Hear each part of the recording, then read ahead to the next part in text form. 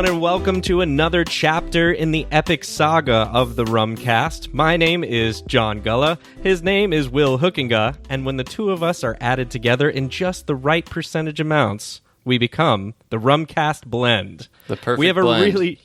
a perfect blend. We have a really great feature interview lined up for you today with Mitch Wilson, the global brand ambassador for Black Tot Rum. But before we get into the details of all that, let us first check in with my Nashville compatriot. Will, how are things for you this fine February? They're good, and actually, it's like 60 degrees here in Nashville today. So it's Nice. a rare winter day where like my weather is probably about as good as yours down there in Miami, Or better. It's hot as or heck better, down here. yeah. Not humid. It's pretty good. But getting back to what you were saying about the blend, I need to amend my statement. When I said that you and I are the perfect blend, I feel like we're a pretty good blend, but when we have a good guest comes into the mix, that's when the perfect blend happens. That's the little that was needed for the perfect blend. Yes. That little bit to kind of tie everything together. I think, us on our own, we're a little bit pungent, a little bit in your face, and like we need that thing to come in and round everything out, right? Yeah, we're kind of the flagship offering, we're the main line offering, and then when you bring somebody into the mix, like you said, it becomes that unique special bottling blend. I got it. Yeah.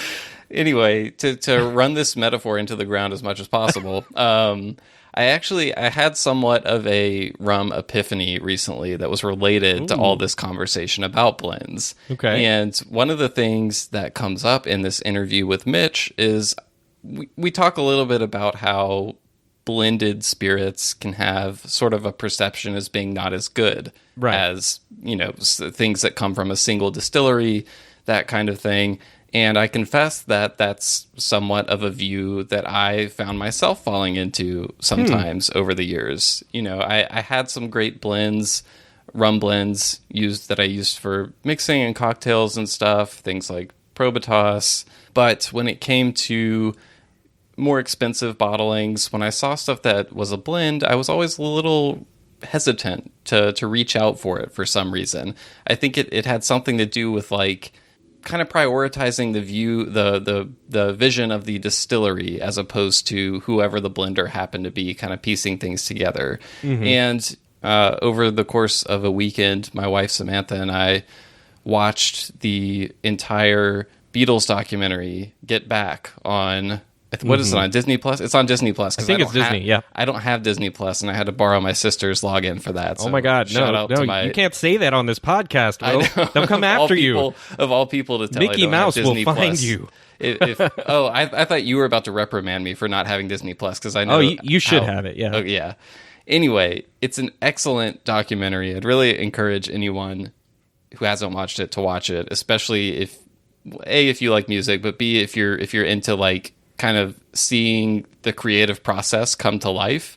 It's really fascinating. And as I was sitting there watching this documentary, I realized what more of a perfect argument could there be for the merit of the blend than the Beatles themselves. I mean, here you have... I see what you did there, yeah. You have 4 artists, all good enough to be great artists on their own. I'm giving a little bit of credit to Ringo there. Ringo's great. He's a big part of the Beatles, but probably the most replaceable if we're being honest about it. Sure. But still, he really held things together at times during the documentary. Wasn't he all the last to join as well? And like they replaced another drummer with him? He was. They had a different drummer originally. Yeah. Okay. But as I'm sitting there, I'm kind of amazed at each of these incredible artists bringing their own unique thing to the table. And yet when you see it all come together, and also when you kind of look at their careers after the band, it's kind of clear that like they made something special that was only possible by bringing those 4 unique ingredients, all great on their own, but when you bring them together, something special happened. And I was like, why am I thinking this way about rum? Why can't a blend be just as good? So I really found myself coming around on this. I saw an interesting blend in a store recently from Samaroli. It's there's like 7 different. It's 12.5% equal parts of everything in the blend, and there's like 3 really old, great Demerara rums. There's some Jamaica in there. There's some Barbados. There's some Fiji.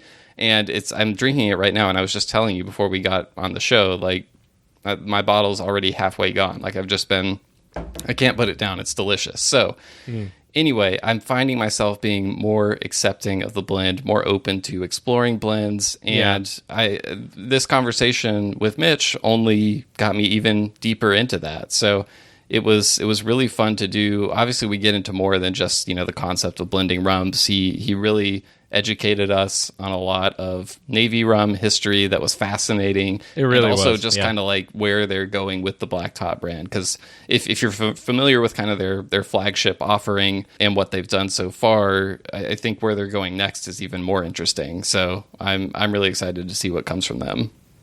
Same here, and really, like you mentioned, a lot of fascinating facts. Some people might be familiar with the whole Navy rum history to some degree, but there's some things that he mentions even that, I hadn't heard before that I was like, oh, that's super interesting and fun to think about, especially as you're thinking in terms of how blends came about, what some of the differences in history with blends and how they've evolved, and all of that is really great. I have to say, like, unlike you, I think, Will, I had already had an appreciation for brands coming into rum. I don't know if that has to deal with a little bit of Scotch, specifically and I think Mitch mentions this a little bit about single malts versus blends in Scotch, but there's a Scotch called Compass Box that is I've seen those. Yeah, a really well-respected blend, and I had a chance to try that a few years ago, and I was they like, have the very attractive bottles and boxes and things, which I know you know love. me. You know me, yes. Yeah, so I think it was a great conversation. You know what? I was going to say, before we get to that, because I want to move into that and let everybody hear it, I want to do one thing first. Okay. Will, I want you to name one thing you hate so much that you feel confident tons of other people also despise it as much as you. Doesn't need to be rum related. It can be if you want. Think of it like a game show Family Feud style. What are you going to answer? What is something that people just hate? So my Family Feud answer would be like going to the DMV, right? That's like the obvious, like, generic thing everyone hates, right? Yes, we could even make that rum related and say going to a liquor store that has nothing of good rum in it. That might be just as bad.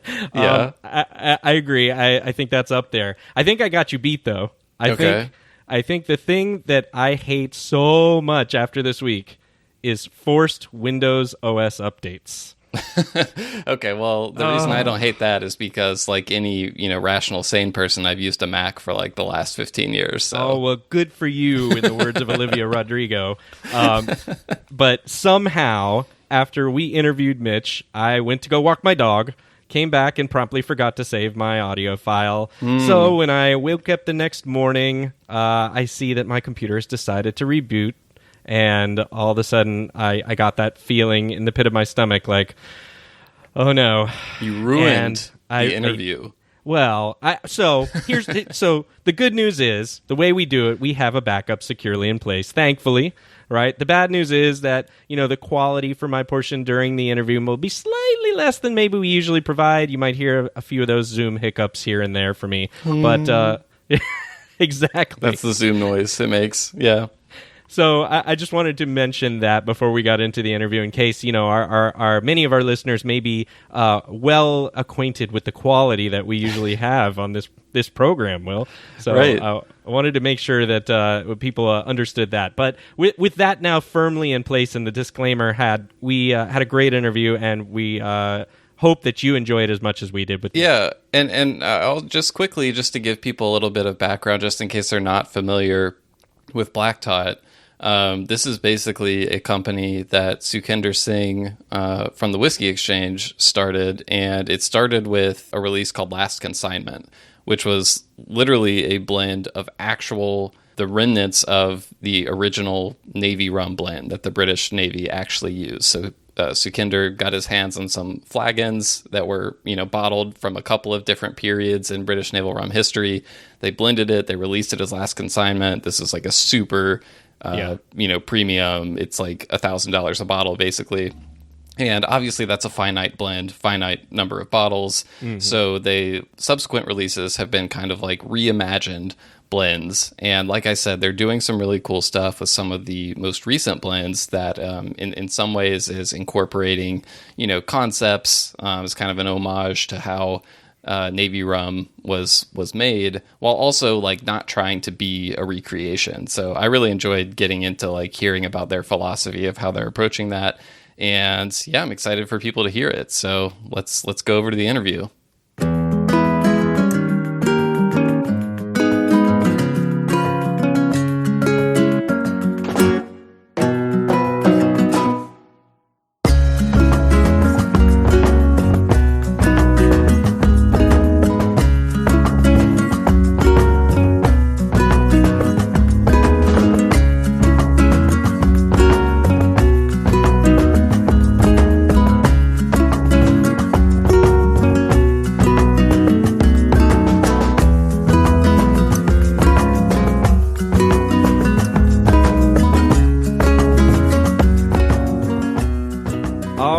We're here with Mitch Wilson, Global Brand Ambassador for Black Tot Rum. And Mitch, I have to say, I'll start us off by saying I recall you joining one of our Florida Rum Society virtual happy hours one night, and you were listening in while at the same time on your video, I noticed you were working and organizing and packing up what appeared to be many tons of samples of rum or something along those lines. And I caught myself thinking, watching you, it's got to be like 2 or 3 a.m. there. And this guy is here busting his ass doing all of this stuff. And then I was thinking along those lines, I think when people probably think about you being a global brand ambassador, they probably think about the travel and the interviews and the presentations and all the cool and glamorous stuff. But then there's this other side to it. So I figured we'd start off by asking, what are some of the portions of the job that maybe most people aren't aware? And then some of the behind the scenes stuff that goes into your role there. Oh man, John, I think you've hit the nail on the head.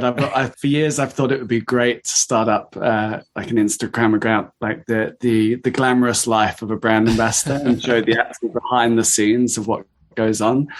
Because the stuff that you see these people post across all the industry, the ambassadors, everyone who goes out and about, and the exotic, like people only post the good stuff, right? Right. The stuff behind the scenes is always so much funnier and so much more entertaining. And, the number of times I've turned up at a place and been like, this is like a 3-star hostel, not hotel. Right. I missed that letter when I was making the reservation, that S. Yeah. Okay. Right. Okay. Also, right. Okay. Cool. So I guess we're all sharing rum in the room tonight. Welcome.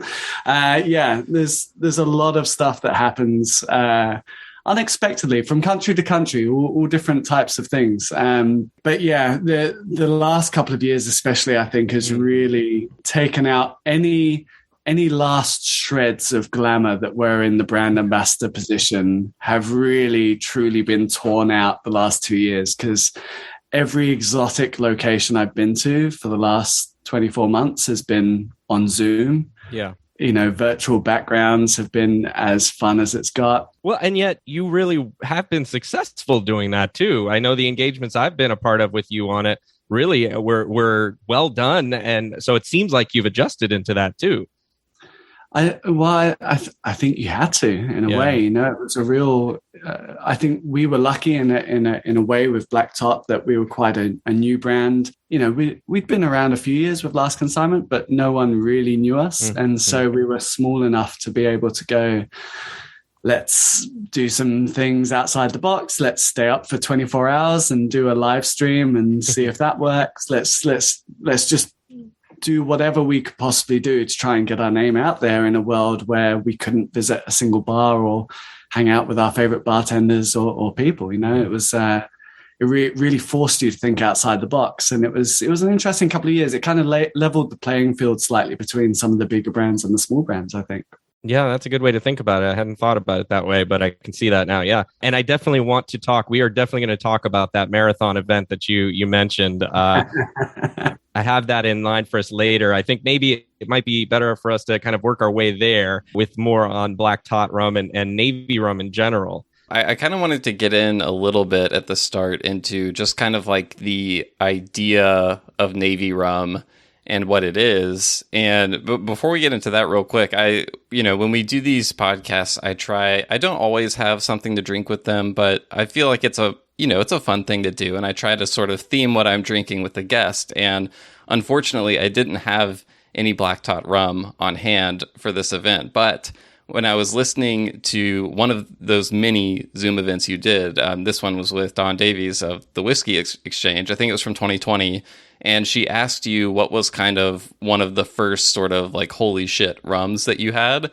And you mentioned a rum from Venezuela called Santa Teresa, which I happen to have on hand. So I poured some of that and I was like, in Mitch's honor, I'll have some Santa Teresa. But then I started thinking and I was like, wait a second. We're going to be talking about blends this whole time. Why not try to make my own little blend right here at home? So I started with a base of Santa Teresa. I added some Appleton 15 to get some kind of older Jamaican rum in there. Then I went to have to have Guyana in there. I feel like Guyana is obviously a huge staple of Black Tot and Navy rum in general. So I had some Hamilton 151 on hand, a little dash of that, and then finished it off with a little Hampton Great House.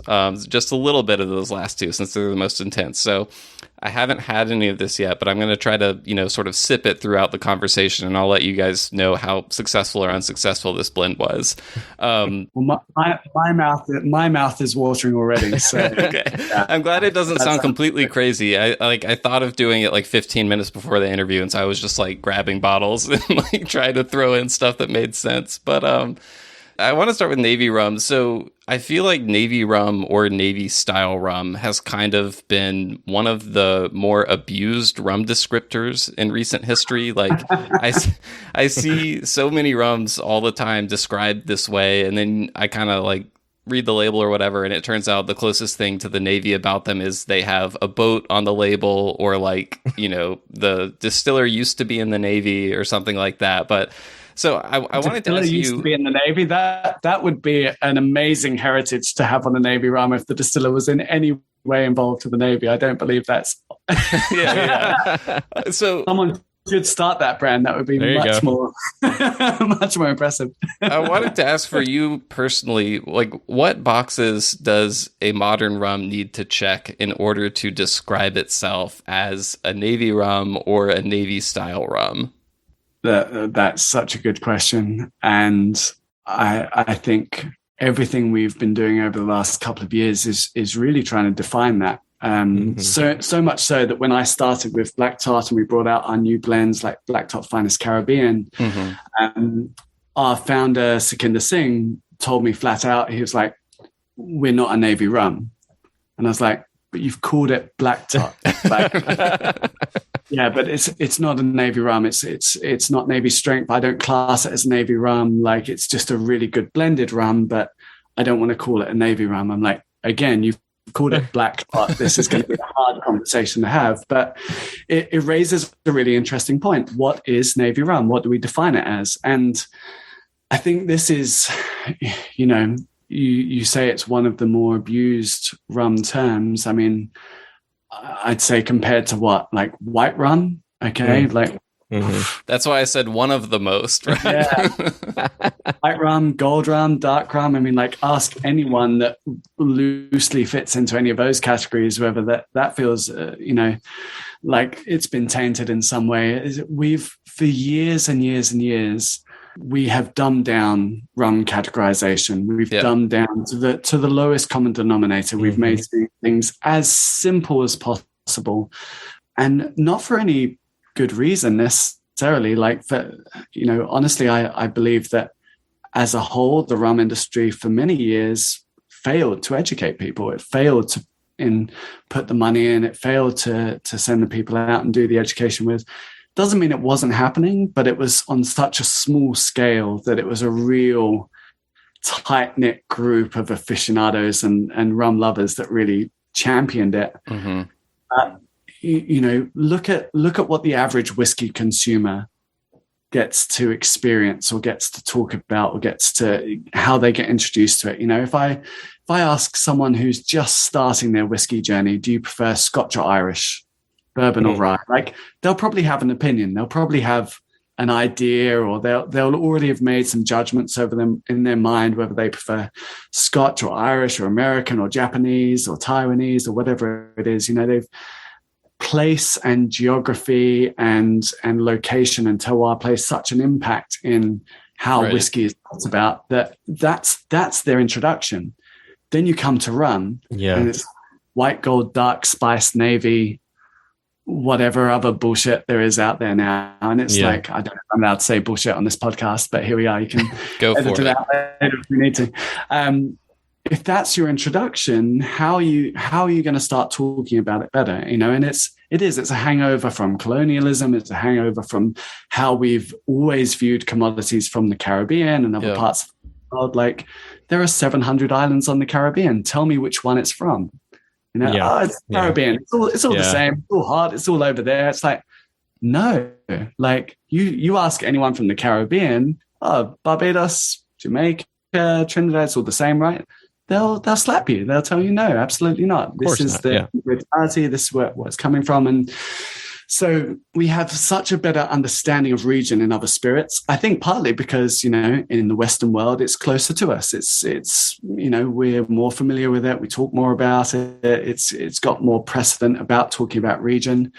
Rum, we haven't had that. Now, Navy for me comes in kind of as a blessing and a curse of that. Right. The best part about Navy rum is that it set a precedent that we can take rum from any part of the world, blend it together, still call it rum, but create these incredible layers of flavor between, like, you want a bit of funky high ester Jamaica in there, done. You want some chocolatey Guyanese, beautiful, like wooden pot still in there, we can do that. You want some petrol-y Caroni in there, absolutely. Why not? Right in there. You want a little bit of grassy agricole in there? Sure, let's go.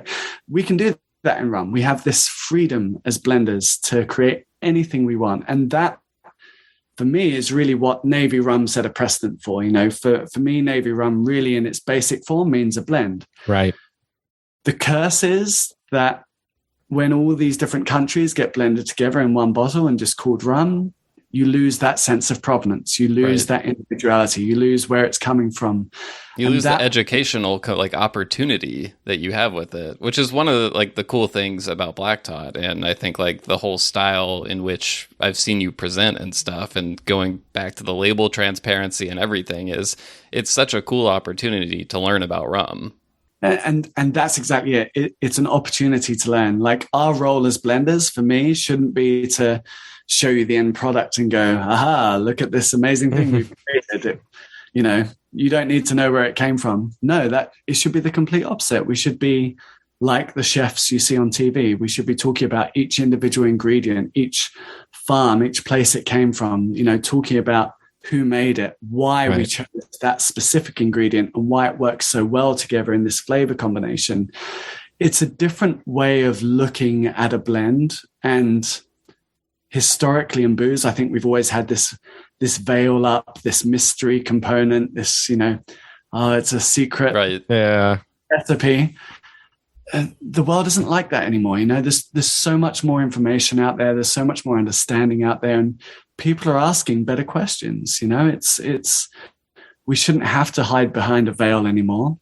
We should be able to talk about, you know, this is why we put these flavors together. And, you know, and I completely respect and appreciate some distilleries go, you know, we don't want our name on the label, or they might not be happy when someone, you know, makes a spiced rum with their rum and dumps a load of sugar in it or something, and they go, well, please don't call it this anymore. You know, that's fine. But as an educational opportunity, if you're putting rum together with integrity, with respect to where it's come from, with an idea to promote those individual flavors, not drown them out somehow, I think we should be able to talk about that and educate people. And it's a great way for us to talk about multiple places across the Caribbean and across the world, rather than just going, well, this is the one island we work with, so this is the best. You know, it's like, no, we can give you a bit of a snapshot of the whole region. Yeah. And maybe in the spirit of that, we can take one step back to kind of take two steps forward here. I know the Black Tot Rum brand began with the finding of that last bit of that old Navy blend that was provided during the daily rum ration, and the history that goes back with that to the Black Tot Day of 1970. I think it's July 31st, 1970. And then I like that aspect of the story because it's an opportunity to talk about flagons, which I feel like is a container that you don't get to sprinkle that word into conversation very often. So I just wanted to make sure that it was mentioned that the rum was in flagons.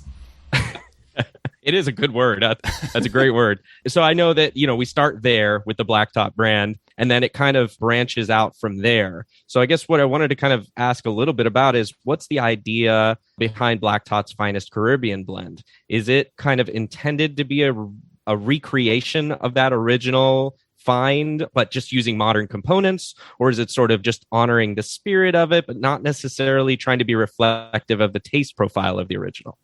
Again, a great question. There's probably a really good marketing answer I should give to this question. But we prefer the genuine ones. Think quickly. We're not going to give. The honest truth is Last Consignment was a rum that essentially can never be recreated again. Right. Like, one, the production methods don't exist. Two, half the distilleries don't exist. Yeah. It was an infinity blend or a petrol blend that was started in the early 1800s, carried on for, as far as we're aware, 150, 160 years until Black Tot Day, and then it was all sealed into flagons. The idea of trying to recreate it would always be a bit of it would be a cheap imitation, whatever we did. Even if we took the best rums in the world, even if we really went all out, to say, oh, we're trying to recreate this old flavor exactly how it was. You've seen brands do it. You've seen plenty of brands go, oh, this is how we used to make it 200 years ago. And you go, it really isn't. So rather than do a cheap imitation of something, it really was coming from a place of, okay, we have this super limited, super expensive rum that in the UK costs about £750 a bottle. In the US, probably about $1,000, something like that. Yeah. That's a rum that, very few people in their lifetimes are ever going to dish out that kind of money and experience that rum.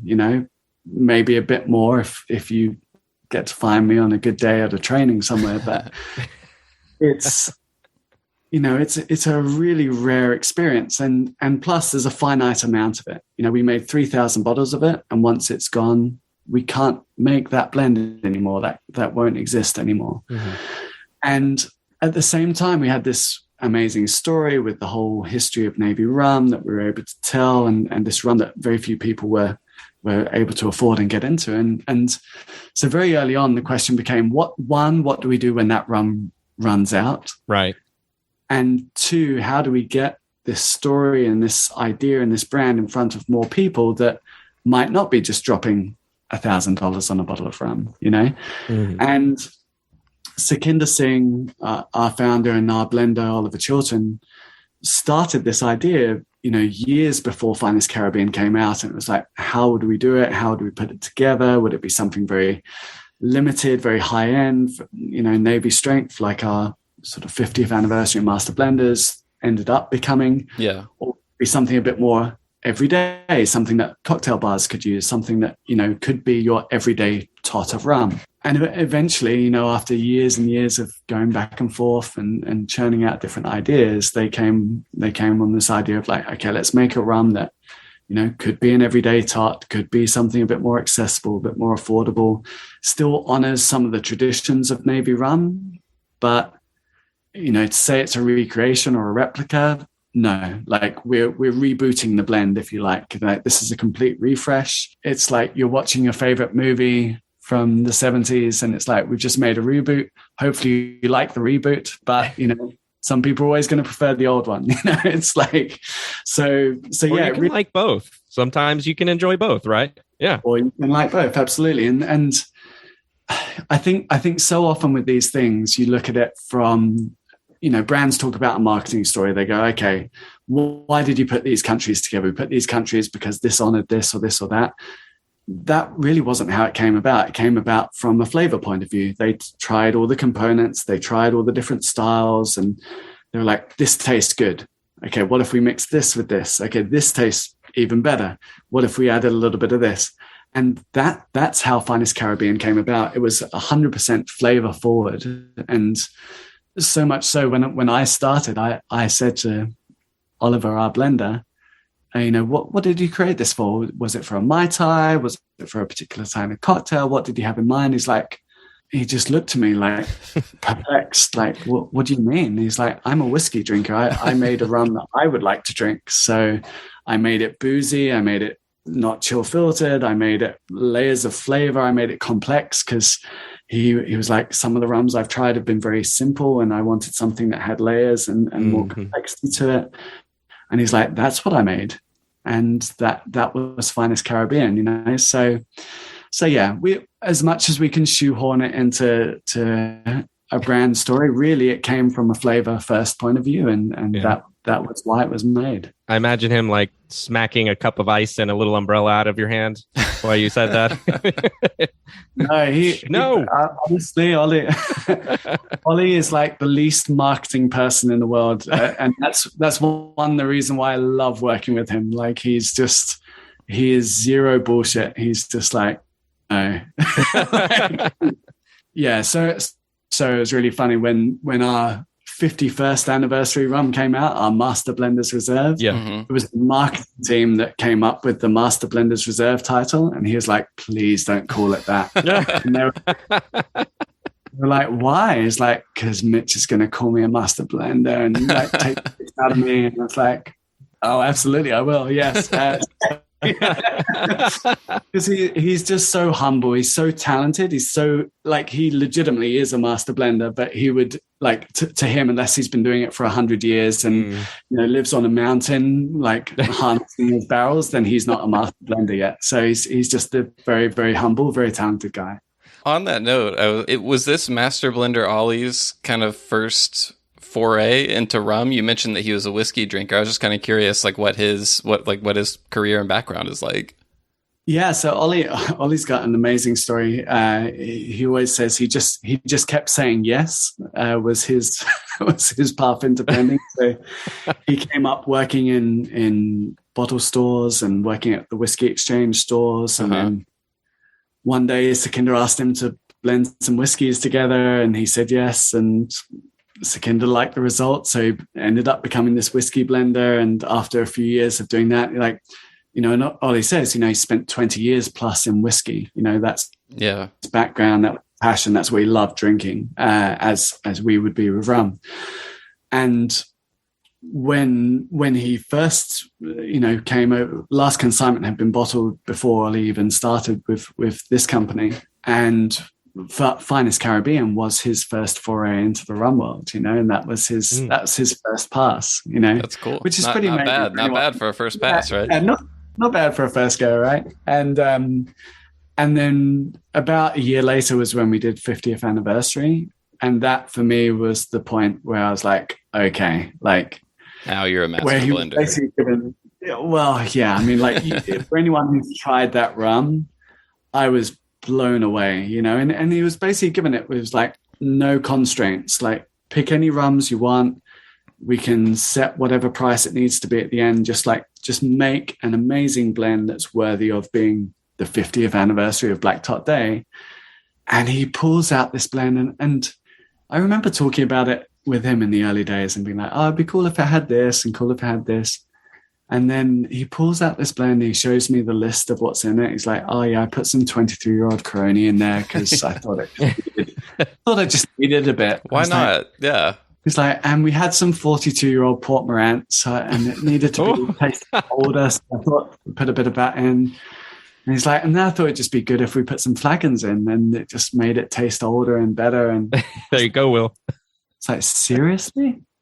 And when I tried that, I was like, okay, fair enough. I will happily follow you into any rum journey. I want to know, like, what rums were you like too concerned about not putting in there? If you were willing to put those rums in there, like that's pretty amazing.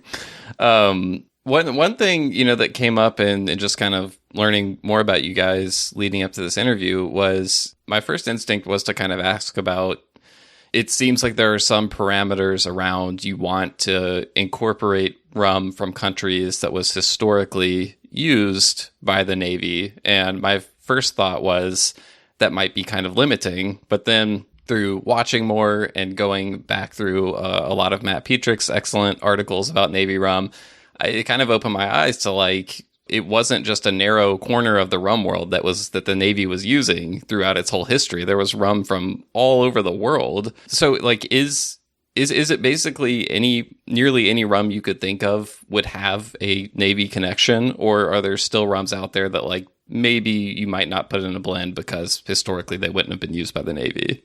Yeah, again, great question. I think, and a big shout out to Matt Petrick for this. I still reckon Matt's the reason why I got this job today, because the night before my interview, I was in London and I got sent a draft copy of Matt's Navy book that he's... Oh, right, yeah. And so I just stayed up all night, read this whole book, and was like the ultimate study guide for you. Yeah. I walked in so prepared for that interview, very tired, but so prepared. And yeah, it's completely blew apart what any of us, I think, had been told about Navy rum, or what we'd understood. This idea that it was just British colonies, or it was just Barbados, Guyana, or right. Because the trouble is, the narrative of Navy rum has been so controlled by the companies making Navy rum, and it's amazing how that narrative changes depending on what they put in the bottle. Yeah, depending on like what's available and what they can get. Yeah. Yeah. It's like, 20 years ago, so it's a blend of all these countries. It's like, actually now it's just this country. And like, it's amazing how these stories and narratives change. But really going back to Matt's research and what, one of the key things he did was find all of these purchase orders and these receipts for the rum that the Admiralty was actually buying, and it wasn't just the British colonies. This was one of the first things that blew my mind. It was like, okay, yeah, we would buy from our own colonies where we could, but if they didn't have enough rum, we would buy from Mauritius, from Martinique, from Cuba, from all of these different places, and really everywhere that made rum at some point would have gone into the blend. The only time where we have an example of rum being excluded from the blend was towards the end of the 1800s, where there's a letter to the Admiralty saying the Jamaica rum is, they said it a very English way. They were like, it's a bit too flavorful and characteristic. Like, it's funky as shit, and the sailors don't like it. They were trying to be nice about it. Yeah. Yeah. Too many notes. Yeah. Slightly pungent. Let's and so you have, for several decades, Jamaica rum gets excluded from the blend, and then we have this brief moment after World War II where Jamaica rum gets subbed back into the blend because there was a shortage, and they had Jamaica rum there, and so they put it in. And you try these flagons just after post World War II. We've got some flagons from 1953, 1954 that went to Antwerp, and you try them, and they're very high ester. They're very Jamaica heavy, because there was what clearly they could added in. Yeah, exactly. So, and this is one of the wonderful things about it. And coming back to your idea of what is a Navy rum. Navy rum was this ever-moving target. It was an ever-evolving blend. It was never the same thing every year, And one of the things I'm really happy we're doing with our Black Tot Day blends, like our 50th anniversary and Master Blends Reserve, is every year it's changing. Every year it's evolving, it's adapting. It's never going to be the same thing twice. And that is the closest experience we can give you in modern day life to what Navy rum was, because every year it would have changed. Yeah. Right. And for listeners who are maybe a little unfamiliar with the history, we'll link to a lot of Matt's work in the show notes to help you learn more about that. But just to give people kind of a picture, and you'll know far more about this than me, but essentially the way Navy rum was done was you had these giant blending vats in London, if I'm remembering correctly, and the rum was just kind of brought in on ships and added into those blending vats just perpetually. And I think they were even like open air. Maybe they caught on fire a few times. This is like a huge hazard back in the day that wouldn't be allowed today. But is that kind of an accurate, high level portrayal of how it worked? Yeah. So, yeah. Okay. So I guess for the benefit of the listeners at home, lie back and let's briefly recap the last sort of 300-400 years of maybe rum. So first of all, we have this idea that booze was always a part of life at sea. And if you go back 400 years ago, water isn't safe. Water isn't something that you can easily transport, or you can't turn on a tap in the 1600s and get nice, clean drinking water. You get cholera. And then to the idea of transporting this potentially already not clean water at sea for a number of days or a number of weeks or months, what are you going to transport it in? Well, you don't have glass or plastic, you have wooden barrels. And these wooden barrels are breathable. They may have had fish in them last week. They may have meat in them next week, delicious. And the same thing that makes a barrel so perfect for aging a spirit, that breathing, porous nature of the wood, that oxygen exchange, that in and out, that's the worst possible thing you could ever put water in. Because within 2-3 days, it's going green, it's got algae in it, it's slimy, there's something growing in it, it smells sour and foul. And so people can't drink it. And they realized very early on that if you took something alcoholic, for some reason, that lasted longer. Mm-hmm. And depending on which navy you came from, that determined what type of booze you would take. So the British, the English, we would take beer because we were beer drinkers. 1600s, early 1600s, whiskey isn't even on the scene yet. Gin, maybe if your fancy pants officer and can afford a bottle, you have that, but not the general crew. Pretty much same today. Yeah. No, yeah. Joking. Oh, yeah. No, spice. No. Brandy. I mean, we loved brandy. We loved cognac. We hated the French, so we didn't want to give them money if we could help it. So, it was this like, what can you take that we can make on our own land? Beer was the obvious answer. And then we would trade and buy different things in from port to port as we go. And every navy would have their own thing. The Portuguese, you'd have port. You'd have Spanish, you'd have your sherry. French, you would have everything. Champagne, cognac, blah, blah, blah. That's why they lost those battles. And sorry to any French listeners today. I'm very... It's ancient history, Mitch. Ancient history.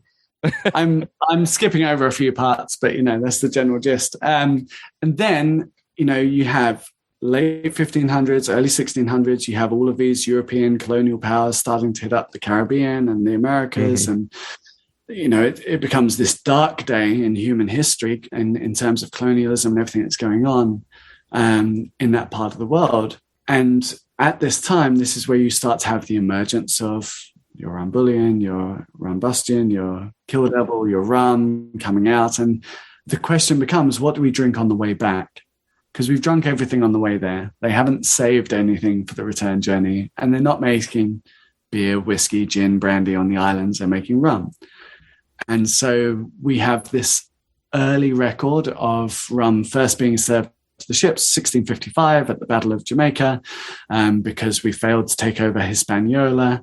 And so we went to Jamaica instead, and we fought the Spanish there. And then when we won this battle against the Spanish, everyone got a tot of rum. And this is the first official record of rum being given out as a ration to the Navy. Nothing gets officially written in until 1731, because before 1731, there is no official Navy rules. It's pretty much up until then, it's your ship, your rules. You run it how... There's not like a manual or anything that everyone gets. It's like, we're going to give you some money. Go and do this thing. Please don't be a pirate. And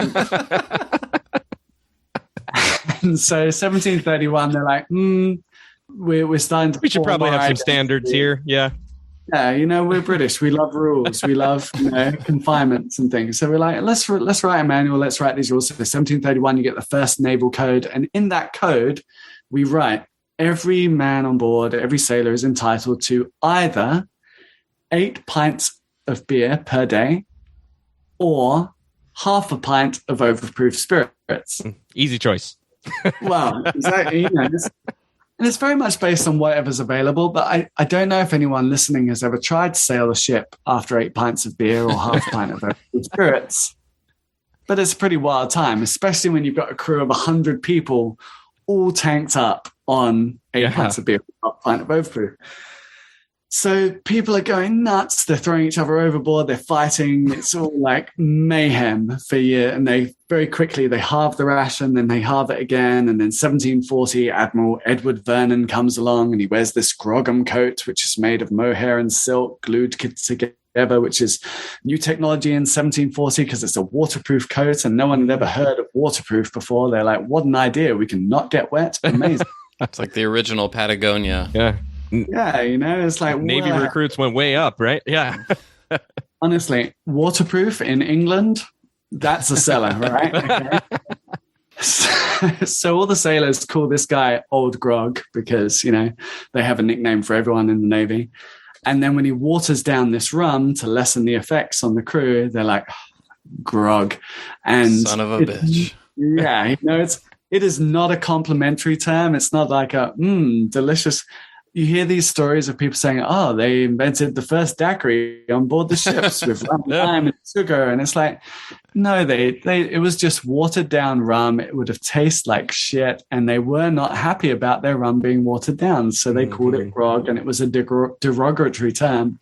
But this grog became part of your daily life. And every day at 11 a.m., 10:30 to 11 a.m., you'd get this call. Everyone would get their tot of rum. And in the early days, if you were a junior officer, you'd get it watered down. And if you were a higher up officer, you'd actually get your rum neat. There you go. At some point, they said, maybe we shouldn't get the guys in charge drunk every day. So they stopped that ration altogether for them. But I'm sure it seems like every time they're having to relearn this same lesson. Maybe people shouldn't be drunk, right? But it's so funny, isn't it? It's like our relationship to booze as a culture has changed so much. And even if you go to a pub in Ireland and you see these old like Guinness posters on the wall, and it's like, good for you, good for the baby, And it's like, and this relationship we have with booze being a medicinal, good for your health, good for your spirits. This was so synonymous with the Navy, with the armed forces, with this whole idea of, vitality, strength, health. And, you go back far enough and it was healthier than water for the most part because it didn't have the germs in it that killed you. Times have changed, and this is, when people say, oh, why did they end the Navy rum ration? Why did, Black Tot Day happen in 1970? It's all about perspective, You go, okay, it's 1970. In 1958, we invented nuclear submarines. Now, for 12 years, we said, should we still give the people on nuclear submarines rum every day? It's a fair question. It's a very fair question. Yeah. But for 12 years, 12 years? Yeah. 12 years, we said, absolutely, it's tradition. Give them the rum. And I don't know about you guys. We haven't had a few daiquiris together yet, but for me, if there was a big red button and we'd had a few rums together, I'd be like, what happens when we push the button? Let's just find out, And it's insane. And what was interesting was the captains knew about it, like the commanders of these fleets knew about it. So you would regularly have, targeting tests and, different tests for each of the ships. Make sure, okay, like what are your gunners doing? Making sure everything's, up to spec. And they would say if they had a targeting test, they'd be like, okay, no one drinks rum the day before. We do the test. We do the test on a day sober. They'd nail the test. And then everyone got 2 tots of rum the next day because it's like, okay. Success. Of course. Yeah. You've got a steady hand. You're okay. So they knew this was a thing, but it was so ingrained in our culture and our tradition that they kept it going officially for 239 years, which is amazing. And it's interesting. And that was, that's the British Navy story. Every Navy had their different time where they gave up the tots, some earlier than others, some later than others, some never had it. But yeah, it's a fascinating journey of how that tot came to be. So somewhere at the bottom of the Atlantic Ocean in the Mariana Trench, there's a British Navy nuclear submarine that went down and never heard from again. The one the Navy doesn't talk about. They don't talk about that one. Maybe this Tot idea is time. No, don't give anyone ideas. We're going to see a brand come out now, be like submarine spiced rum, like infused with the Atlantic Ocean. Yes, flavor and just like the lost submarine, atomic rum. Atomic. Oh, we should totally release Atomic Rum. James Cameron's going to make a movie about it. I was going to say, where we're going to go underneath the ocean. We're going to find this. We're going to pull the rum out. It's great. I can see it all coming together right now. Right. Let's get marketing on it. We'll sell it to Diageo in 5 years. We'll be millionaires. We'll all cash out. Here. Well, thank you, Mitch. That was an amazing tale, and a lot of that I was unaware of and really fascinating. So I want to kind of steer us maybe back into talking about Black Tot in the present day. I want to ask you, as the brand ambassador, and you're talking to so many people about this, as a multi-country blend, are there preconceived notions about that for some people? I guess let me set it up this way. One of the things about rum right now is that you've got the people in the know, probably the people that listen to this podcast mostly, and those we know. And then you've got this other market that's kind of just finding their way in rum. And that's, through all the stuff we mentioned of all the pitfalls of rum right now. Is there any kind of difference that you perceive in those two populations as you present Black Tot as a multi-country blend at all? In terms of how those audiences perceive a multi-country, do you mean? Or I think it's like the quality, the perceived quality of a blended spirit versus something of a single origin. Right. Yeah, it's a good point, and I think we're always slightly skewed in the spirits industry when we look at blended whiskey versus blended rum, and we have this connotation because we're using the same term, blended, across both spirit categories, and they're not necessarily the same thing at all. We're talking about two very different ideas, two very different meanings, and it's interesting because when you talk to whiskey people, generally people who are starting off their whiskey journey are like, oh yeah, I've heard single malts are better, so I should always go with a single malt, single distillery. This is better than a blended whiskey. And on some levels you go, okay, yeah, because blended whiskey might refer to a blend of grain and a blend of single malt, and so you're blending something quite mass produced with something pot still, and so you're sort of getting something in the middle, and you go, yeah, okay, maybe that's a fair connotation in some instances.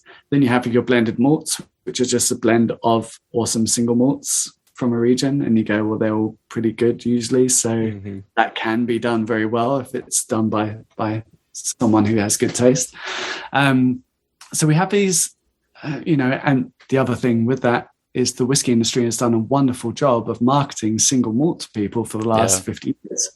They have told you all it's the best. That's like the epitome of quality. Like, I feel like even if you're not a spirits drinker, if you hear the term like single malt whiskey, you're like, oh, that's supposed to be the best.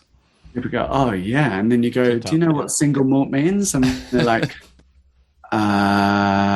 it's one of something. Number one. Yeah, number one type of malt. Like, it just means it's from one distillery. And they're like, cool. Okay, that doesn't sound that cool, but and then you have rum, and then you have this idea of blending rum, and this is where okay, so now we can, if we take it back to the base level I talked about with whiskey, you could go, okay, well, a blended rum could be a pot and column still blend of rum, and you could go, well, that could be something mass produced blended with something more artisanal and blended together and meet in the middle, and it could be okay. And then people go, well, what about something like Foursquare coming from Barbados? That's pot and column. And that's like one of the most amazing rums in the world. And you go, oh, well, that's a small column. It's more artisanal. It's a more small copper column. It's not one of these big industrial things. You're like, so is blended rum good then? And they're like, oh, yeah, it's amazing. But it's only from one country or one distillery. And you go, cool. Well, what if we took Foursquare and mixed it with some Hampton or some Worthy Park or some Port Morant or some Coroni? Or like, could we make something amazing with it? It's like, yeah, probably. It's like, cool. So this is the freedom we have in the rum world that no other spirit gets to enjoy. And I think Ian Burrell always said it best with this. It's like rum is the best spirit in the world. Like, we can take all of these different amazing liquids, we can put them all together, and we can still call it rum. You know, we can still put that all together. It's a privilege. It's something that we can do that's amazing. And if we're much like a chef who's putting together ingredients for a dish, if you're only using good ingredients, presumably you're going to get something pretty great at the end of it, right?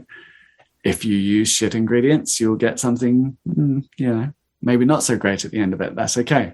But what we're trying to do is show that with a blended spirit, with a blended rum specifically, if we talk about these individual regions, if we don't just say, it's a blend of the Caribbean, it's a blend of where, don't ask too many questions. Don't ask where it's come from. Stop doing that. Let's talk about exactly where it comes from. Let's talk about the individual regions. Let's talk about why each individual region is so unique and so different and adds such a different flavor profile together. We can really make something that has these beautiful layers of flavors. And, you know, for me, like taking Finest Caribbean as an example, you've got Barbados. That's your fruity pina colada, vanilla, coconuts, beautiful pineapple notes. Like, you know, that's your beautiful fruit basket rum, right? Then you've got your Guyana, that's your chocolate, coffee, licorice, your sort of richer, darker, deeper notes going in there. Then you've got your Jamaica, which is your spice, your funk, your kind of overripe bananas, and your funkier kind of fruits. And each one of those has a different point on the flavor wheel. You know, each one of those is firing off a different part of your tongue, a different part of your taste buds. And sometimes you're going to want just one of them. Sometimes you're going to want, you know what, I just want Barbados, I just want Guyana, I just want Jamaica, whatever it is. You know, sometimes you want just that one flavor. And sometimes you just want the whole orchestra, you know, you want all of it playing together. And that's where a blend really comes into its own. It's interesting because I think like I had a little bit of my own, I wouldn't say like resistance, but I had, I guess, somewhat of preconceived notions, even as recently as a few years ago, of like a blend can be cool, but I kind of want, like, I want that distillery's vision of what the rum is, because when it's a blend, it's just, you know, some company, some person I don't really know putting it together. Yeah. Who knows, like, if they're skilled at that or whatever. But over the years, I've just had too many good ones to like hold on to that, because there's a lot of skilled people out there who are able to put together really amazing things. And I think the best thing about rum right now is that we have more and more of these heritage producers who are now releasing their own stuff. So we have that perspective in addition to these sort of, you know, blended products and stuff that have been around for a long time. So you're able to seek out and get that vision that all came from Hampton, for example, instead of just experiencing that in a blend. So yeah, I think if anyone is kind of hesitant about blends, I would encourage them to seek some out, because you'll find some really amazing stuff out there. One question I had, and this is going back a little bit to kind of the emphasis on transparency that y'all have had at Black Tot. You've, you know, put it out there that, unless this has changed since wherever it was I read this, but I know at some point that the blend in Finest Caribbean was 100% tropically aged at origin, which I thought was interesting, because I was imagining that most of the rum that would have ended up in actual Navy blends might not have gone through as much tropical aging. Maybe it would have spent its most time in those great big vats in London. So I was just kind of interested in why you made the choice to do rums that have been aged at origin. And I think, maybe you've already spoken a little bit to that as in terms of talking about how you're not necessarily beholden to trying to recreate things exactly as it was. So maybe it's a little bit of that in the equation. But yeah, how did you end up on tropically aged as opposed to, sourcing more stuff aged in Europe? Yeah, absolutely. I think it was very much flavor first again. It was what tastes good and what works. And there's obviously a lot of debate in the rum world and a lot of contention over tropical versus continental aging, and that's a whole another 2-hour podcast that we can delve into on that. But I think it's when we look at younger rums, which we're primarily blending into something like Black Tot Finest Caribbean. Our oldest rum, we've got a 5-year Barbados, which comes from the Foursquare Distillery. We've got some 3 to 5-year-old Guyanese rum. We've got a little bit of unaged Guyanese rum, and we've got some 3-year Jamaican, which comes from Worthy Park. Now, when we've got young rums that we're playing with, I think, unless we're talking about just unaged, I think young rums, you need that tropical aging. That's where it really it hits it hard. It transforms the rum in those first few years. It's going to get more interaction with the wood down there. Yeah, absolutely. And I think it's there are various different models and reasons I've heard for it, and people saying, 5 years in the Caribbean is like 15 years in Scotland. It ages faster. Yeah. Yeah, it's like, okay, you might be losing 3 times as much from the barrel. That's fair. It's not as if time speeds up. Yeah, it's like when you sizzle that steak on a hot pan for 1 minute. It's like burning hot cast iron versus slow cooking it for 24 hours. You're going to end up with 2 completely different flavors, 2 completely different meats at the end. You're going to end up with 2 completely different rums. It's not like you put one here for 5 years and one in the cold for 15 years and it will be the same rum at the end. It's you'll have 2 very different rums. So I think, when you're working with younger rums, especially, that tropical aging really, it speaks for itself, and you taste it and it gives so much flavor and so much of that potency that you need in a blend. And for Ollie, when he was deciding all of this was his first foray into rum. I don't think he was necessarily coming at it as most of the people listening to this podcast might be and being like, oh, I'd better pick a tropically aged rum, otherwise the guys at the Ministry of Rum will have a go at me. It's like, you know what? This tastes amazing. What is it? Oh, it's this. Okay, let's put that in. Where it was from, where it was aged, everything that was always secondary to the flavor of the blend. So, and it's really unique in that way, I think, because there's very few rums on the market, I think, that you could say were completely blended together just purely for the flavor and what it's tasted like combined together like that. We mentioned Matt Petrick a little bit earlier and talking about some of the information that he's brought up with Navy rum. And I know there are others out there that are doing some more unearthing and myth busting and new discoveries made in that area and in the area of Navy rum in general over the past few years. For you, is there any yet to be resolved aspect or mysteries about Navy rum that you'd love to know the answer to that we don't have yet? Oh, absolutely. There's so many, and there's a lot which, I've discussed with Matt as well that we're both sort of itching to find out, and there's a lot of the things that don't get recorded in these archives is the why, So you get recorded. Okay, we're blending everything to 54.5% ABV, right, or 4.5 degrees under proof based on the old system and imperial measurements and all this stuff. And you go, why? And it doesn't speak back to you, those papers. I know. And you go, why? And then there'll be like some bartender going like, because they wanted to not like dilute the gunpowder and stuff. And like, no, that probably isn't true. But it's a great story, There's all these myths, these fables, because we try to justify everything. We try to find order in the chaos whenever we look at these numbers and these things, and we go, they must have done it for this. They must have done that for that. Like, maybe it was arbitrary. Maybe someone said, no, 54.5, because everything we're getting in is either 55 and above, and we need a consistent ABV across all the blends to make sure it's consistent when we put it in the barrels, so that when they water it down, that they know exactly what ABV they're working with. And 54.5 is the minimum we can work with, that allows us to use the least amount of barrels, to not being inconsistent, but based on the proof of the barrels that we're getting in from the Caribbean. Like, that's the best working example we have of why they chose that ABV. Is that why? We have no idea. Yeah.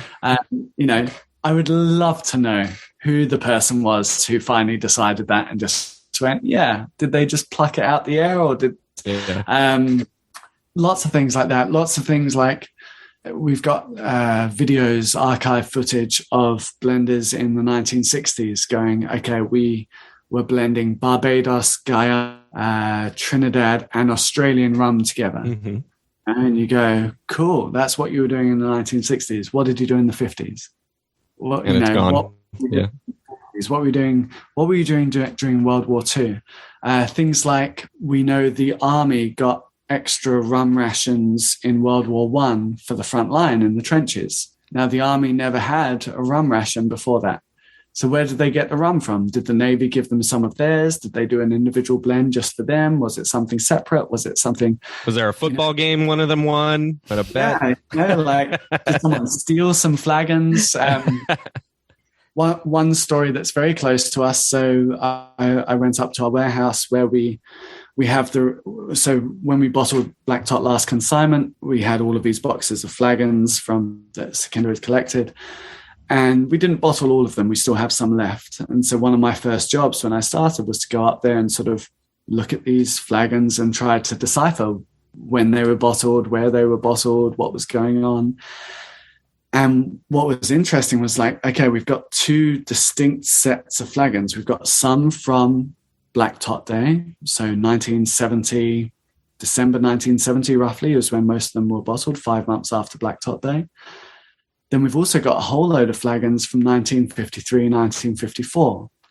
And we go, okay, why do these flagons still exist? And you look at the boxes that they come in, which are all nailed shut and wrapped in tin wire to keep them secure. And they've got stamped on one side, Antwerp. We go, okay, what happened in Antwerp in 1954? Okay, the Allies set up a naval base after World War II. And then on the other side of the box, it says repacked 1967, and they were sent back to London. And you go, well, why was it sent back to London 1967? And, we know there were some strikes starting to happen. So maybe there were some strikes at the dockyards. Maybe they didn't have enough rum for the Navy. But for some reason, these flagons survived for 13 years and no one drank them, which is unheard of in the Navy. To put this in perspective, no sailor I tell this to can understand how on earth we have flagons that didn't get drunk for 13 years. This seems insane to them. So that sounds like you could release them at some point and call them the lost flagons, right? That would be the marketing story. One of my dreams, if Sukhinder is listening to this, because I keep banging on about it, is I'd love to release like single flagon releases so that people can go, okay, here's 93, here's 54, here's 69, here's 70, here's how the blend evolves, so you can really see firsthand. Yeah. Because Last Consignment is a blend of those two eras. It's a blend of those 50s flagons and the 70s flagons together, because they've got such different flavor profiles. They kind of balance it out really well. Yeah. So we can't do Last Consignment again because we don't have that ratio of flagons left. Right. But we could still release some special flagon releases, and that'd be amazing. This is a new category of rum, single flagon rum. Yeah, I mean, we want to talk about categorization. Let's go. So we've talked mostly about kind of the flagship Black Tot blend, which is Finest Caribbean.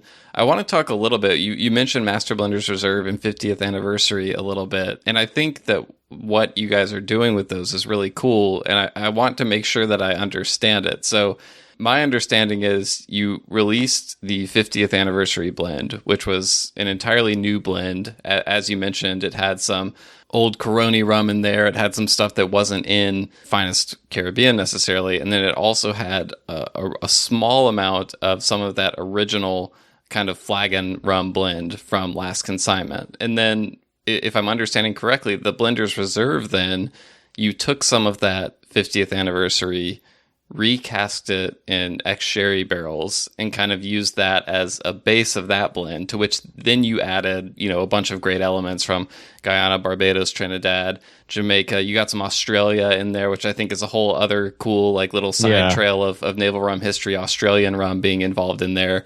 And then there's, again, a little bit of that flagon rum in there as well. Am I understanding that correctly? Is that an accurate representation of how those work? It is. It's absolutely mental, isn't it? It's it's really cool, though. In the best way possible, I was going to say, yeah.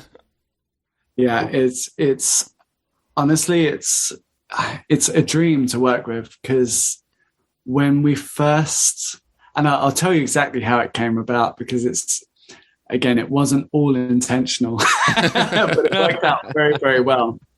So cutting, I guess, to preface this a little bit, when we were talking about the Navy rum history, for the first 100 years of the Navy rum ration, it was very much, you get whatever rum you can, you drink it on your ship, off you go, and then they started to put amounts on it and all this kind of stuff. And it was only from the beginning of the 1800s where they said, let's actually create one consolidated blend in London. Let's bring all the rum to one place. Let's blend it all here and make it consistent across the fleet. And this was a new idea, industrialization, like conveyor belts, this whole what? This was all new thinking going on. And a lot of it came from the fact that they couldn't tax people if they were all doing their own trading off country, in the islands. So they were like, no, you bring it all back here first. Let us tax you. I'm going to keep an eye on this. And then we'll send it back out from there. So this is the sort of beginning of this consolidation. Now, for the Navy blend, it was interesting because the merchants were the ones who got together first of all and said, we'll build the West India docks, and then, the East India docks later on and everything else.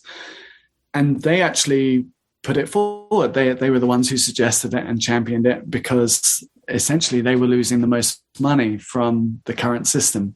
And the system pre-West India docks was, you had one dock, you had all of your ships coming up the River Thames in a line, and one by one each ship would get unloaded, and you might be waiting 12 weeks in line to get your ship unloaded. Now, do you want to pay for a whole crew for that ship for 12 weeks whilst you're sat waiting to unload? Of course not. So you run a skeleton crew.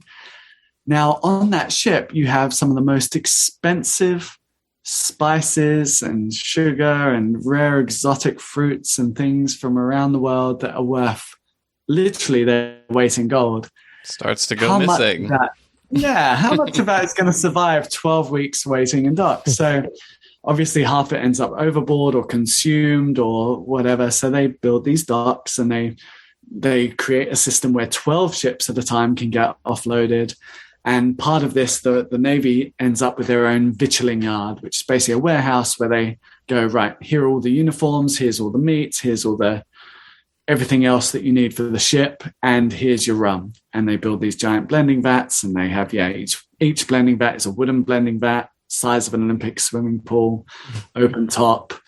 They had about 32 of these vats, all connected with a pipe a third of the way up.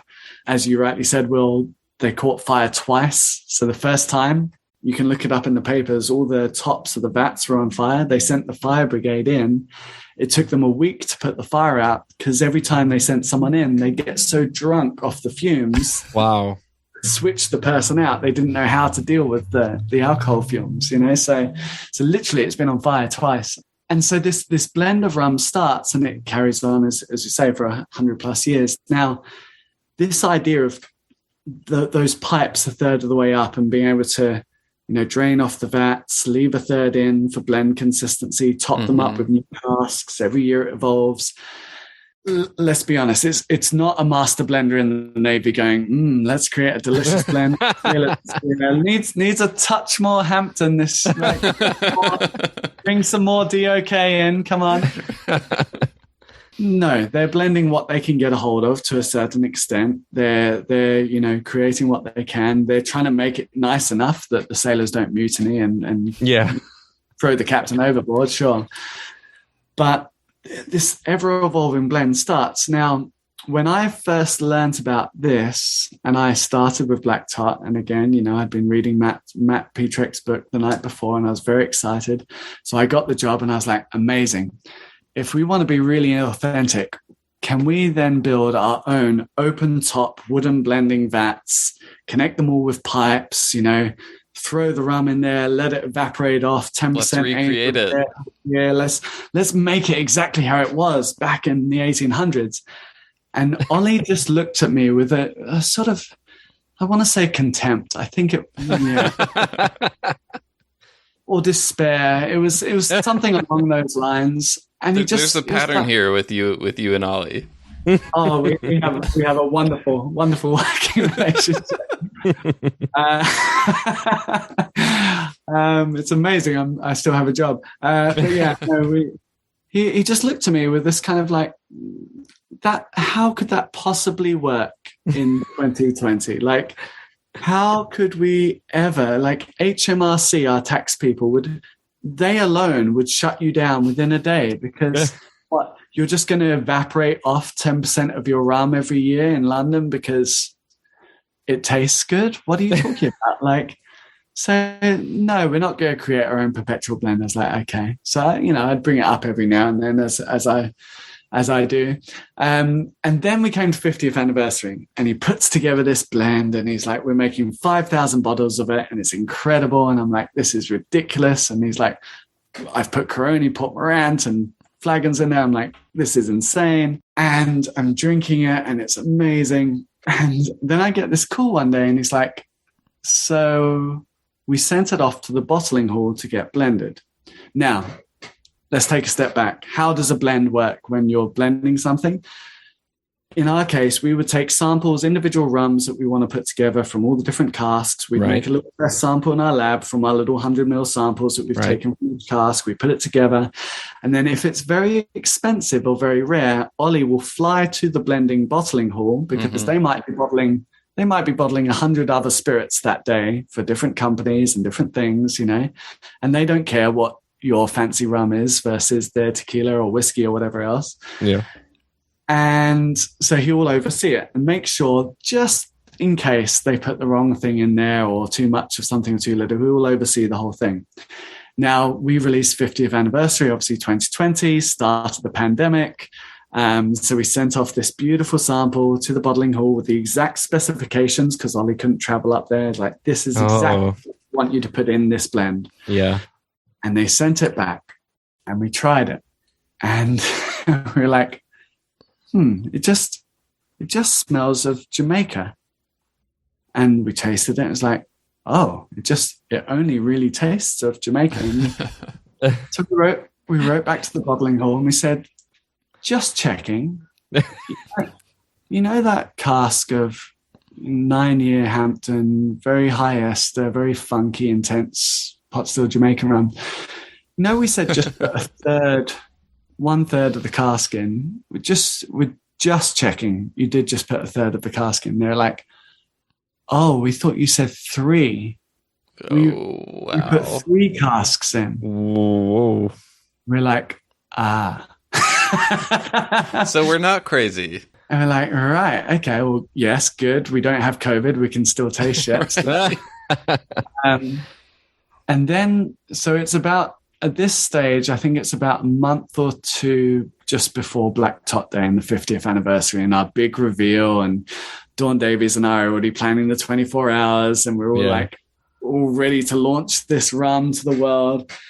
And Ollie's like, yeah, it's broken. It just tastes of Jamaican rum now. And he's like, so he then starts calling up, trying to get more casks of already incredibly rare rum to essentially balance out this blend. Oh, wow. Right? Because he's like, well, we've got 2 extra casks of Hampton in there. I need to fill it out with the other, I need to balance it again. So he calls up, people like Main Rum in Liverpool who, have a lot of these casks. He's like, can we have some more casks of these? And they're like, Lisa, can I have some more? Yeah, like, and they're like, well, we've, kind of already promised some of them to these people, but yeah, if they don't pay on time, maybe you can have some. And luckily it's the rum world, so no one pays anything on time. So we got some of those. And then, and luckily Sekinda had the Coroni, the Port Morant and the flagons, obviously. So we already had that part. So Ollie then rejigs the whole blend a month out from Black Tot Day. It ends up, if you look at the original label that got released on the TTB, which obviously Matt Petrek was all over. Spoils everything, the TTB. Right, it's like, ta-da. If you look at that label versus the actual label on the bottle now, the one on TTB, I think, had 6% of Hampton, and the current label says 8%. So if you look at those percentages, if you want to really get geeky on it, you can compare the new label to the old label and you can see the adjustments. We did all the adjustments on the label. We made sure it was legit. So it's slightly funkier than the original one, which for me, I preferred anyway. Uh-huh. But the best part was I get this phone call from Ollie being like, yeah, so we've now got a third extra rum.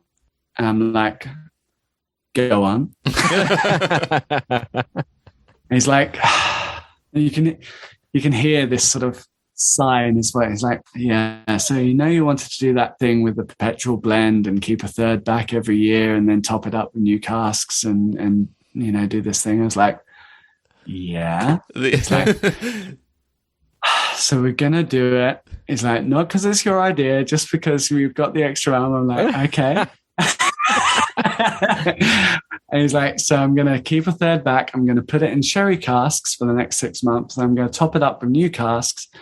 But then I'm going to keep a third back next year on purpose. And then the year after that, we'll add new casks to that. He's like, so essentially, I'm like, so we've got the Navy blend back? He's like, yeah, got the Navy blend back. And it was a great day. So, awesome. Yeah. That's a fist pump moment. Yeah. I was so excited. And when you look at it now, like the short version of this story, when you see us do a tasting where we don't have more time to let and we just know what's happened, it's like, wow, you guys really thought that through. You really, really you listened to Mitch's great idea, and you just always well, never a good plan, but sometimes and it really looks well thought out, but really it was just making the best of what was at the time the worst possible situation a month out from launching this new rum. And as it turns out, obviously every rum nerd in the world just cried out simultaneously tears of daiquiri joy, because they were just like, yes, this is awesome. And luckily it tastes good as well, which also helps. So So you've got this 50th anniversary rum, and you've got the Finest Caribbean, and then as you mentioned, this event is coming. You, along with Don Davies from the Whiskey Exchange, celebrated the 50th anniversary in 2020 by doing this insane 24-hour marathon celebration, streaming online with an amazing guest list full of people and all this wonderful stuff that you were doing. So now that that's kind of in the rearview window, it's a couple years behind you. I wanted to ask, how difficult was that to plan and execute? And did everything go according to plan, or were there's some things that happened you had to adjust, or what can you tell us about that? It's honestly, it's one of the pinnacles of my career, I'd say, that day. And had it not been for meeting someone like Dawn Davies to do it with, like, it would never have happened, because no one would have ever been that insane to stay up for 24 hours to an event like that. Like, it's just unheard of. And you know what? It was funny. So the prelude, when I started with Black Tot, I started January 2020, so 5-6 months before the 50th anniversary, pre-COVID. So I was going to say January 2020, the perfect time to start something new, right? Absolutely, yeah. I was like, I'm going to be jetting around the world. This is going to be beautiful, and essentially, I got the job by pitching. This is how we'll do the 50th anniversary. We'll do a party in every major rum bar around the world. We'll fly to every city. We'll go and we'll do toasts with all these rum lovers around the world, and we'll bring the world of rum together. That was my idea. It's like, we're a Navy blend. It was a world blend. Let's bring the world of rum your elevator together. pitch. Yeah. Yeah, like I wanted to throw the most amazing global party for Black Tot Day and, really celebrate it. And then 2 months later, this cough started. And yeah, it was like, okay, what are we going to do for the 50th anniversary? How are we going to celebrate it? And really early on, I'd had this idea of like doing this 24-hour thing, which had actually come from a previous life career of mine, which was I used to be a karate instructor for 9 years. Okay. Really? One thing we did as this karate club, we were called the Ninja Turtles. We were a very passionate group of little martial artists back in the day. And we did this charity event one year where we stayed up for 24 hours and we trained, and we had different teachers on every hour, and we did this That's incredible. Event. And that was mental. And I was like, I loved the idea of it. And I thought, wouldn't it be cool to do something like that with rum, but how would we do it? What would we do? And it went through a couple of different variations. And I was like, why don't we do this as our bringing the world of rum together? And honestly, the main focus of it was, how do we kind of get the idea of the brand out of the way? How do we just focus on it being about all rum, not just our rum, Mm-hmm. And hopefully it comes across if you can look back on the 24 hours if you really have a spare day on our YouTube channel.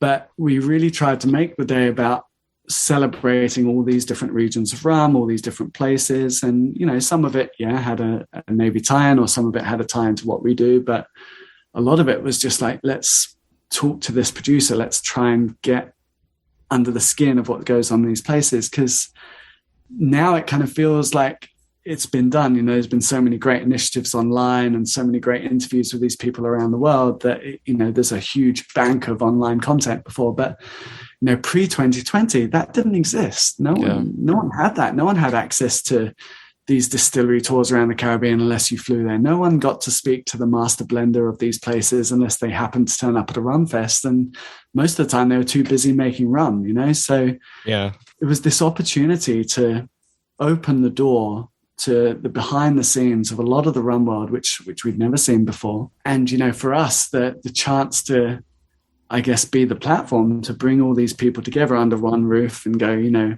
look, the rum world, for me, the rum world was always about bringing people together. That's how I got introduced to rum. That's my first bar job was at Trailer Happiness. It was always this welcoming community of bringing everyone together. And I was like, what if we could do that online? Because, online isn't always that nice, safe space to bring everyone together. And right. Putting it lightly. Yeah. Some people have opinions from time to time, and I was like, what if we just have a day where we just celebrate rum in all its forms and all its places. And yeah, luckily, as I say, I met Dawn that year. I met Dawn when I started with Black Tot. She was like, who the hell is this guy that wants to do this thing? And, for some reason, she agreed. Probably the worst decision she ever made. But it ended up just being this magical 24 hours. And we were pretty much up the whole day prior to it, writing our last questions. Oh, wow. Doing up everything and testing everyone's videos from around the Caribbean and all this stuff. And, when we hit go, it just worked. Somehow. That's great. Yeah. How these people turned up on time. It's the rum world. No one ever turns up on time.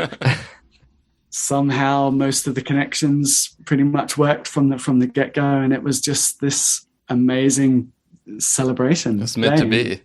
Yeah. It was really fun. I will be honest in saying I did not get to see all 24 hours, but but what I did take part in was great. Yeah. And what's cool is you've followed that up as well. So after that, I know as part of the Florida Rum Society, and I assume you did this with quite a few different groups, where you did another online kind of virtual event and went through the tasting of the components of the Black Tot Finest Caribbean. So you have those three areas, the Jamaica, Guyana, and the Barbados, that you get to try on their own, and then you get to try the Black Tot blend. That was a really educational and fun and interesting experience as well. Are you still doing that portion of it now, even in 2022? Absolutely, yeah. That's going to be when we finally get to travel. That will be what I'm packing in my suitcases. So I'll be packing the individual components, the individual breakdown of all of these blends, so that we can do those tastings in real life together as well. So anyone who's missed that, that's definitely what we'll be bringing to the table. And basically, we'll keep doing that until we have enough rums that we can do a full tasting with actual rums you can buy. But I remember when I started with Finest Caribbean, I was like, so we're just going to do this and last consignment? And they're like, well, not always last consignment. It's quite expensive. I was like, so you want me to do a rum tasting with just one rum? It's like, no, we need minimum 5 rums. Like, how many components? 4 components? Yeah, I'll take them all. Yeah. So, yeah. Order those, So, and yeah, that ended up being another interesting piece. We were very lucky. We buy our components from EA Shear. They have each of these individual components, and they won't always sell them individually. We were very lucky that we had a relationship with them where they were like, yeah, you can have these individual building blocks, if you like, for the blend. So we bought, and we had to buy I think we bought 10,000 liters of each, which even by my measures is a lot of masterclasses. So even got a lot of those to get on the calendar now, right? Yeah, that's it. Yeah, come on, let's go. That's why I'm bottling all those minis. But even that ended up becoming, another layer. I don't even know if I'm meant to talk about this yet, but I will. Another layer of what we're going to be bringing out with Black Tot. So we've taken those components, we've aged some of them in different types of casks and sherry casks, and experimenting with all these different flavors. And those components themselves are going to become a new blend of Black Tot that will be released nice. when it's ready. If they're happy with it, there's a lot of these things, and you'll hear blenders talk about it a lot, where it's like, if it's not ready, if it's not right, they won't release it. But it can always be used in some way. It can always evolve in something or be used somewhere down the line. So I've been very lucky. Ollie's let me take my portion so I can do all my masterclasses with you guys, and we can talk about blend breakdowns and be super geeky and nerdy. Meanwhile, he's got the rest all aging in these casks, and hopefully at some point you'll see that pop into other Black Tot releases in the future. I was actually just about to wrap us up by asking about, I've heard you mention, you have your own aging warehouses, and I kind of wanted to know, if we were to walk through those, what would we find, and, what do you have in store for the future? So you mentioned some of it there just now, but is there anything else we should know about that might be coming down the pike at some point? I guess the next main thing that will be unleashed onto the world will be the new Master Blenders Reserves, so the 2022 edition. Yes. Now, if you've been following from 50th anniversary and Master Blenders and the back labels on those, you see the blend breakdown, you see what's going on in there. It's which is super cool. Yeah. We're trying to give as much information as possible in there. And then I had another call from Ollie. Me and Ollie have these great fingers. And he was like, yeah, I'm working on the new Master Blenders Reserve. I was like, amazing. What's in it? And he was like, yeah, I'm up to about 27 different components at the moment. Wow. So but before we did the interview, I literally, John and I have a little notes document that we do for interviews. And I was just listing the different components that were in each of the releases. And by the time I got to Master Blenders Reserve 2021, I was like, damn, I'm listing a lot of stuff here. There's a lot, but 27 is more than double the amount of components that were in that one, right?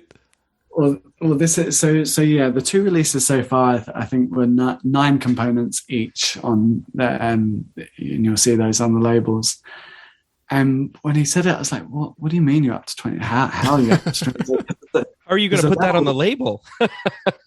Well, exactly. I was like, what are you going to, don't fuck with my label, right? And and this is going to be a problem. He was like, well, essentially what I'm doing is I'm creating, I've got all these different casks, and I'm creating super blends of each region and each style. Super blend. Oh. I can then be like, okay, this is my ultimate Jamaica blend. This is my right. It's a meta blend almost, right? Yeah. It's a blends within a blend, Stop right? it, Yeah. Like Inception blending. Inception now, right? blend. Yes, yes. We're doing all the marketing work right here. Blend right now. within a blend. So he's like, yeah, I'm making these super blends of all these different regions, and I'm going to put these together, and and we're going to make the master blenders reserve from these blends that I'm putting together. I was like, well, how are you going to put that on the label? He's like, I don't know. And I was like, okay. It's like, that's your problem. That's someone else's job. Yeah.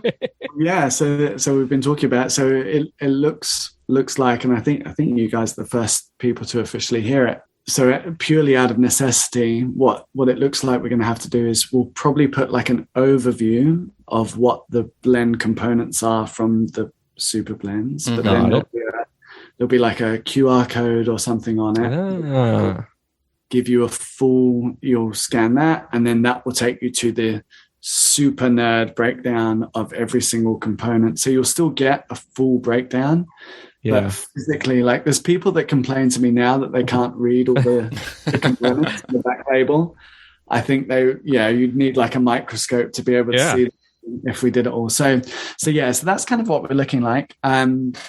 That said, it's February now. Anything could change in the next 5 months. We could do something completely different, but that's our current sort of idea. And it's again, it always comes down to this idea of like, okay, we want to be the most transparent rum blend in the world. That's our ethos. That's our goal. Like, how can we be as upfront as possible? Also, how can you physically do it, is the other constraint. So that currently that's our workaround, and hopefully there'll be some cool information still for everyone on this. So. Well, and hopefully during the bottling and final blending, no one accidentally puts too many casks of the Jamaica Super Blend into this one, right? I'm pitching to Ollie, right? This is my next Ollie phone call conversation of exasperation. I'm like, Ollie, it'd be really cool if you release those individual super blends on their own. Yeah, exactly. It's like, no one wants to buy those. I'm like, I guarantee you people want to buy. He's like, so the Jamaican blend he's doing, he's like, honestly, that would be like 300-400 pounds a bottle, the rums he's putting into it, because it's just insane. And I was like, people would be even more intrigued. They just want to know what could possibly be that good that you're blending together in that bottle. So yeah, don't worry, I'll keep pushing Ollie for everyone, and we'll see if we can get some. I'll say if you're listening to this and you want to taste those individual super blends, just we'll link to Mitch's social media and just go and say, I want the super blends, and Mitch, you can take that and you can present it to Ollie and everyone else and say, look, I've already got our first customers. Yeah, absolutely. Yeah, I mean that's it, right? Like I just think it's so interesting, right? Because and I see his point to a certain extent. 10 years ago, this wouldn't exist. Yeah, right. 10 years ago, there wouldn't be you guys doing the Rumcast. There wouldn't be all of this information, this knowledge we have in the general rum consumers with like still levels and congeners and everything that's going on with these individual distilleries and stuff. Like, it's amazing how much the rum world has transformed in the last 5 years, but it's still a very small group of us, Right. You could fit us all in, you could fit us all in trailer happiness. Let's face it. Like, I was going to say a Navy ship, maybe a submarine. That's it. Yeah. This for me is what's so exciting. And I love that you guys are doing this podcast and bringing all these people together, because it's, this for me is the start of the wave, there's a few of us who've been doing it for a few years and a few of us who've been doing it for a lot longer. But there's so many more of us that are just starting. And this might be, this might be their first introduction into rum is through things like Rumcast. And I'm just so excited to see where it goes in the next few years. And I hope we do our part as blenders to sort of push transparency forward and push blending forward and open up that area of rum. And I know there are going to be so many other producers who are doing the same and who already are doing the same, and I hope collectively together we just all, it's that high tide raises all ships, and right, I think we're creating that movement. And for years people said rum will be the next big thing, and it's like it's finally starting to feel like it might be true, Yeah. Slowly but surely. But to break the metaphor a little bit, I think it's the right reasons. We're creating that high tide for the right reasons, right? And that is a lasting effect and not just something that's going to come quick and go. So agree to your point, and think you're doing good work over there and helping the cause for sure. Thank you. Yeah, no, it's all of us together. I think there's so many. One thing that rum is not short on is passion. Yeah. There's so many people in rum that are so passionate about it, and you see it in the way we debate about things. We see it in the way we talk about things we love. You see it in the bars, the rum bars, it's like there's a magic to rum that does not exist in any other spirit. Yeah. And I can't wait to see what into that. And I would say, speaking of, on the note of passion, listeners should know that I think it's approaching 1 a.m. where you are right now in Amsterdam. So that's passion right there. Yeah, I'm just getting warmed up. I mean, you already did the 24-hour thing, so this is probably this is nothing. Light work for you. So that's the intro, fellas. Right, let's go. Well, in a sense, that is the intro. I know, as you mentioned before the show, you were quite intrigued by the concept of the rapid fire round that we have on our show, and it seemed that you were looking forward to it. I think some people come on the show and they're a little nervous about it. You didn't see. You're cracking your knuckles over there. You're ready to go. So normally, this is the point in the show where I ask, like, if you want to do it, and I feel like I don't really need to ask in this case. It seems like you're ready to go over there. I'm in. Let me pour some more rum. I'm in. Let's go. This is an essential ingredient of the rapid fire segment. Yes. So I think you know the drill, but basically how it works is I put 60 seconds on the clock, and then John runs through as many questions as he can get through as possible. John, am I leaving anything out? Nope, that's it. We are ready to go. All right, I've got 60 seconds and go. All right, Mitch, neat or on the rocks? Or neat. All right, your biggest softball here, column, pot, or blend? Oh, I should say blend, shouldn't I? It's blend or pot. I think you should. Blended, okay. For age rum, do you prefer under 5 years of age, 5 to 15 years, or 15 years and older? Oh, my God. Depends where it's aged. Good answer. Good answer there. Yeah. All right. Yeah. Molasses or cane juice? Ooh. Can I have both? Just this once. Blend them together. My perfect daiquiri, always with a splash of agricole in there. So it's, for me, always a little two together. There you go. All right. Army or Navy? Navy. I figured there. Your favorite cask finish for a rum? Oh, sherry. Name one rum producing country that's never been in a Black Tot blend so far that you'd love to see in one someday. Martinique. Okay, that makes sense. As a former Ninja Turtle karate instructor, your personal favorite Ninja Turtle is? Raphael. Excellent choice. I like it. Are you indeed related to the famous actor brothers Owen and Luke Wilson, or is that just a rumor? I mean, you got the looks for it. I think, you have to see it. No comment. The best drink to order at Trailer Happiness? Daiquiri. All right. Have you begun planning the event for the 100th anniversary of Black Tot Day yet, Mitch? Oh, yeah. Good question. I haven't, but I should. How old will I be? You got to get on it. And that's time. Like 83, 84. God, that would be a fun tasting, won't it? We expect you to be there. Yes. Yeah, let's do it. All right. I think it's realistic, with the way life expectancy is these days, that you'll still be around for that. So start planning now. The rum's working well. All right. So anyone listening to this 100th anniversary of Black Tot, we're all getting together. Yes. We're going to crack some very special rums for that. That's right. Ollie will have some great stuff by then, right?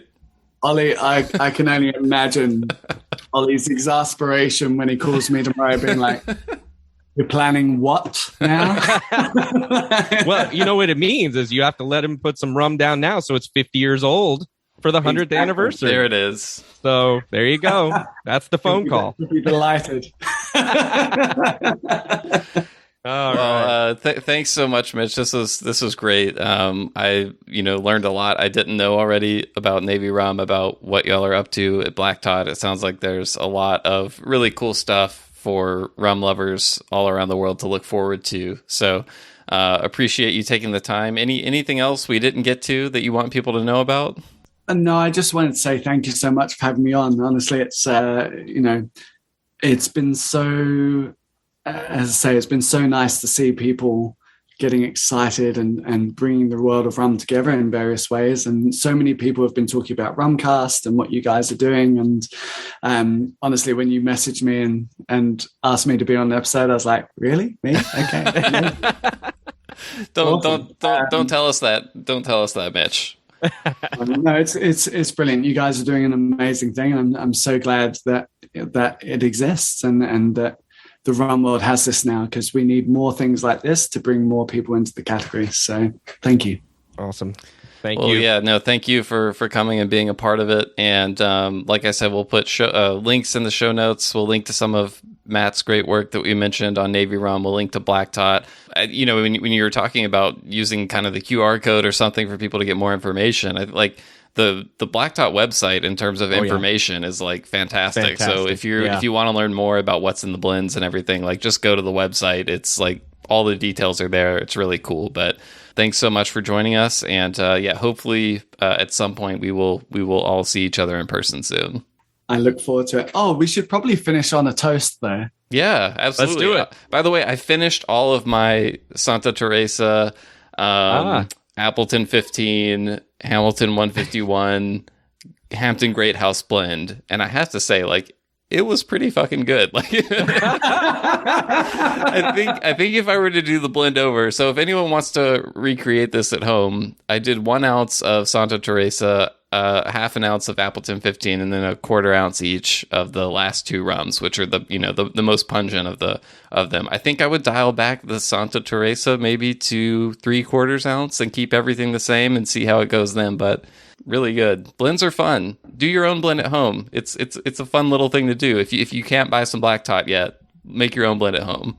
It's such a fun way of learning about flavor and experimenting. I think everyone should have a little infinity blend at home and just experiment with it to see what comes out. It does teach you a lot about how flavors comes together for sure. Yeah. So, well, let's do our toast. Yeah. Yeah, absolutely. So if you're listening along at home, please pour yourself a little rum if you haven't already. And gents, I'll get you to repeat after me. So there are tall ships. There are tool ships. There are tool ships. And there are small ships. And there are small ships. And there are ships that sail the sea. And there are ships that sail the sea. But the best ships. But the best ships. Our friendships. Our friendships. So here's to you and me. So here's to you and me. Cheers. Cheers, fellas. Thank you.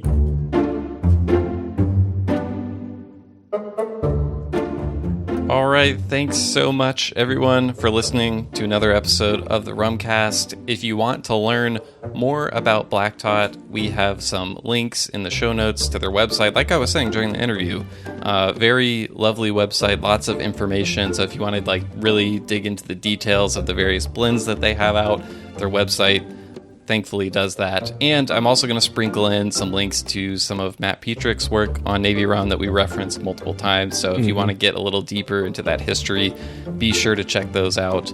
But other than that, John, where can people get in touch with us? Because we love to hear from listeners. We love feedback. We love suggestions. We love ideas. We love complaints. We love it all. So how can people get in touch with us, John? I don't know. We love complaints, but I mean, we'll certainly see them.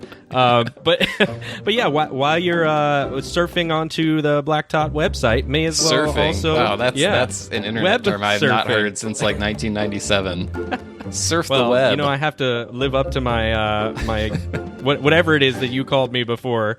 We'll put it in a nice way and say you're the elder statesman of the Rumcast. I would agree with that. Thank you very much. And as the elder statesman, I am commanding everyone to please go to the website, the World Wide Web, and find the rumcast.com. You can get a lot of our episodes there, or all of our episodes there. And you can also find us, of course, on Apple Podcasts, Spotify, any other podcast app. And, while you're there, leave us that feedback. Let us know what you think about the program. Like Will was saying, we do see it all. We do try to respond to it. Certainly appreciate seeing all the messages that come in that give us a little bit of the inspiration on what to do next, who to talk to next, some of the conversations that we should be having or that need to be had in Rum.